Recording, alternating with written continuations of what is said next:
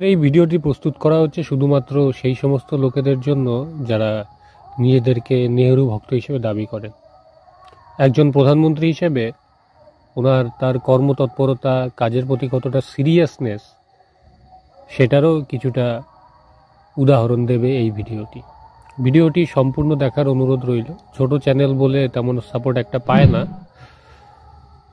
তবে কাজ তো করে যাব। ভালো লাগলে চ্যানেলটি সাবস্ক্রাইব করবেন অবশ্যই। এটা ভারতবর্ষের সবথেকে বড় পোতাশ্রয় মুন্দ্রা পোর্ট, এর বিজ্ঞাপন দিয়েছিল। এখানে বলা হয়েছে যে 25 বছর আগে এখানকার ভূমি ছিল ব্যারেন ল্যান্ড, মানে বাঞ্জার ভূমি, যেখানে কোনো চাষাবাদ বা কোনো কিছুই হতো না।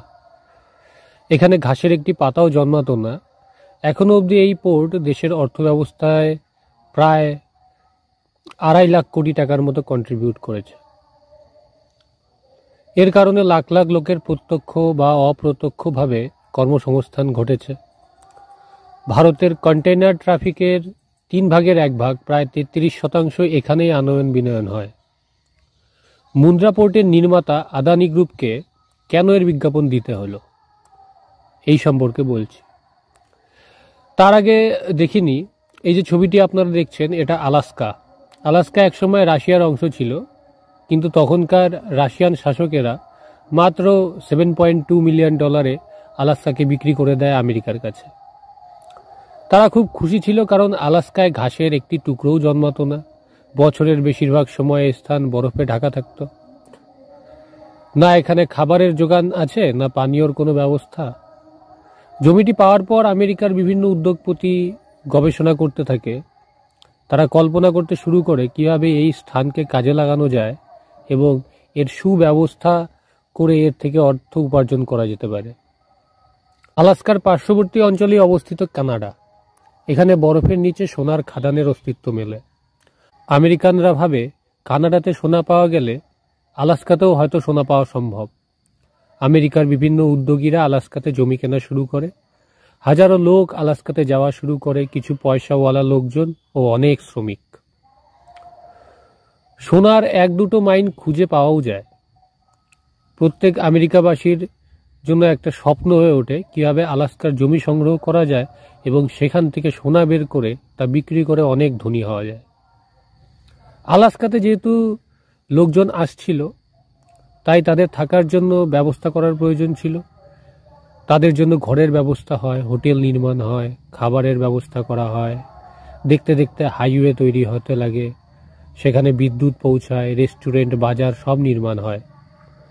আমেরিকার বৈজ্ঞানিকেরা বরফে যাতে সুগম পদ্ধতিতে সোনা খোদাই করে পাওয়া যায় তা নিয়ে গবেষণা করতে লাগে।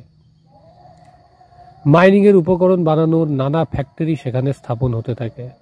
যে আলাস্কা কয়েক বছর আগেই বরফের মরুভূমি হিসেবে বিবেচিত ছিল, সেই এলাকায় এখন মানুষের বাসস্থানের প্রথম পছন্দ হয়ে উঠতে লাগলো।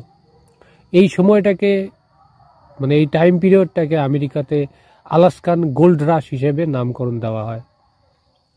ধীরে ধীরে বোঝা যায় আলাস্কাতে ততটাও সোনা নেই যতটা অনুমান করা হয়।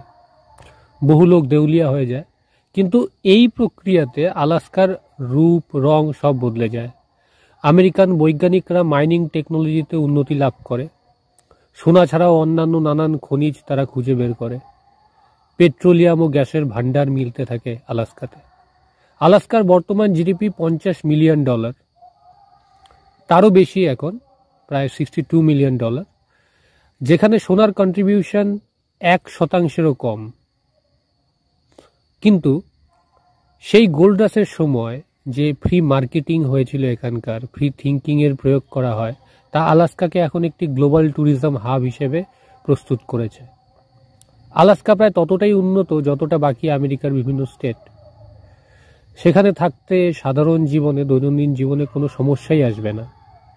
জ্ঞানী লোকেরা বলে আলাস্কাকে বিক্রি করে রাশিয়া অনেক বড় ভুল কাজ করেছে, জিওগ্রাফিক্যাল ওয়েতে, পলিটিক্যাল, ডিপ্লোম্যাটিক্যাল, বিভিন্নভাবে। আপনাদের কি মতামত সেটা আপনারা কমেন্টে জানাবেন অবশ্যই।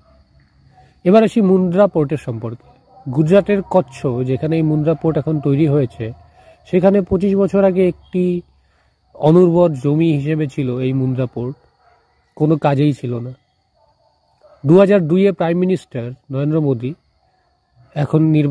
এখন রয়েছেন, সে সময় তিনি গুজরাটের মুখ্যমন্ত্রী পদে যোগদান করেন এবং তিনি এই জমিটি আদানি গ্রুপকে লিজ দেন। আদানি গ্রুপকে সরকার দ্বারা জমি দেওয়ার কাজ অনেক আগে থেকেই চলছিল। বিভিন্ন সরকার বিভিন্ন বড় বড় গ্রুপকে, প্রাইভেট সংস্থাকে জমি দিত। আর এইটা অনুমান করা হচ্ছিল যে যদি এইখানে কোনো পোর্টের নির্মাণ করা হয় তবে গুজরাটের সাথে সাথে পশ্চিম ভারতেরও অনেক উন্নয়ন ঘটবে। বিভিন্ন লেফট লিবারাল অর্গানাইজেশন বিদেশি সংস্থার টাকায় মুন্দ্রা পোর্টের নির্মাণ কার্যে নানা রকম বাধার সৃষ্টি করে, নানা রকম দোষারোপ করে যে এখানকার পরিবেশের বাস্তুতন্ত্রের নানা রকম ক্ষতি করা হচ্ছে। কিন্তু বর্তমানে সত্যিটা অন্যরকমই দেখা যাচ্ছে। আপনারাও যদি বিভিন্ন ওয়েবসাইটে দেখেন তাহলে বুঝতে পারবেন নিজেরা রিসার্চ করে। মুন্দ্রা পোর্টের পার্শ্ববর্তী এলাকায় 61টি গ্রামের লোকজনের জীবন এখন স্বচ্ছন্দে কাটছে। এখানে ম্যানগ্রোভ ফরেস্টের আয়তন বেড়ে 6000 হেক্টরেরও বেশি পৌঁছে গেছে। যেখানে আগে ঘাসের তিনকাও জন্মাতো না, সেখানে এখন 17 কোটির বেশি বৃক্ষরোপণ হয়েছে।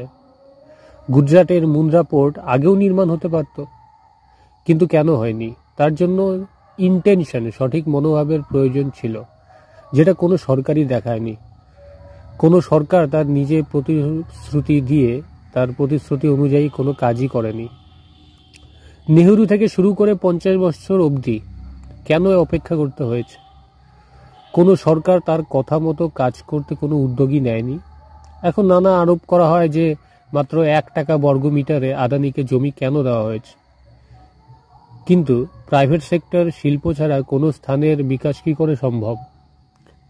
যেটা আমরা পশ্চিমবঙ্গের ক্ষেত্রে দেখি, যেখানে শিল্প নেই, বেকারত্ব বেশি, আমাদের ছেলেরা বাইরের রাজ্যে কর্মসংস্থানের জন্য যায়, কোনো শিল্প এখানে আসতে চায় না। সরকারের কাটমানি, অসহযোগিতা ও খামখেয়ালি মনোভাবের জন্য এখানে শিল্প আসতে চায় না।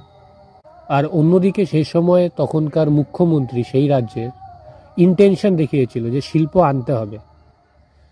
শুধুমাত্র সরকারের ডিরেক্ট লাভের ব্যাপার নয়, যখন একটি শিল্প গঠিত হয় তার চারপাশে ছোটোখাটো শিল্প অনেক গড়ে ওঠে এবং সেখান থেকে ইনডাইরেক্টলি নানা রকম কর্মসংস্থানের সৃষ্টি হয়। এই সমস্ত কথা শুনে আপনি ভাবতে পারেন যে এই কথাগুলো কেন বলা হচ্ছে। আমাদের দেশের, সেটা মরুভূমি হোক বা সমুদ্র, যেখানে কোনো কিছু উৎপাদন হোক বা না হোক, আমাদের দেশের জমি তো আমাদের দেশেরই জমি। কিন্তু যখন প্রাইম মিনিস্টার নেহেরু প্রধানমন্ত্রী ছিলেন তখন জমি রীতিমতো উনি বিলিয়ে বেড়াতেন। আকসাই চীনের কথা সবাই শুনেছেন, যা এখন চীনের দখলে রয়েছে। নেহেরু বলেছিল এই জমি দিয়ে কি হবে, এখানে তো একটা ঘাসের তিনকাও জন্মাবে না। আজকে সেই মাটিতে চীন গ্রাম বসিয়েছে, খনন কার্য করে তারা খনিজ উত্তোলন করছে। ইউরেনিয়াম ও অন্যান্য মূল্যবান খনিজের ভান্ডার আছে সেখানে। কিছুদিন আগে আমরা কাশ্মীরে দেখেছি, ওখান থেকে লিথিয়ামের একটা বড় ভান্ডার আছে। 38,000 বর্গ কিলোমিটার স্থান দখল করে আছে চীন, এই আকসাই চীনের ওপর। জওহরলাল নেহেরু, ওনার কার্যকাল যদি বিচার করা হয়, আমি জানি না উনি কতটা কম্ফর্টেবল আপনাদের মনে হয়, কিন্তু উনি তার দেশের বিকাশের জন্য সত্যিকারের কোনো পদক্ষেপ নিয়েছে কিনা তাতে আমার সন্দেহ রয়েছে। এরপরে তার কার্যকলাপ নিয়ে আরও ভিডিও আনব। যদি আপনাদের পছন্দ হয়, ভিডিওটি ইনফরমেটিভ মনে হলে শেয়ার করবেন, একটি লাইক অবশ্যই করবেন, আর আপনার মতামত অবশ্যই কমেন্টে জানাবেন। ধন্যবাদ।